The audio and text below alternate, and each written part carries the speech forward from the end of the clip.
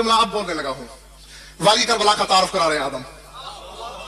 ہاں نہیں، یہ میرا عہد وعدہ، اگر کہو گے تو اس کے بعد میں بالکل خطبہ بند کر دوں گا.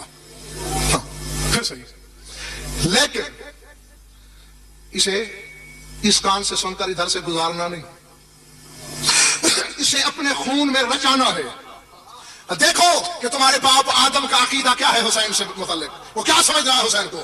کہہ رہا ہے وَبِالْحُسَيْنِ السِّبْتِ الصَّابَاتِ فِي الصَّابَاتَاتِ وَصَوْتِ الْآيَاتِ وَمُنْقِذِ الْأُصَوْتِ مِنَ اللَّذَاتِ. وہ کہتا ہے وہ حسین میری صلب میں. کون حسین؟ کہا محمد سے آخری محمد تک جو تیرا معصوم ہے، وہ خالق اور مخلوق کو ملانے والا پل ہے. ان حسین کو چھوڑ کر جو باقی تیرا معصوم ہے وہ پوری مخلوق اور خالق کو ملانے والا پل، اور حسین ان تیرا اور اللہ کو ملانے والا پل.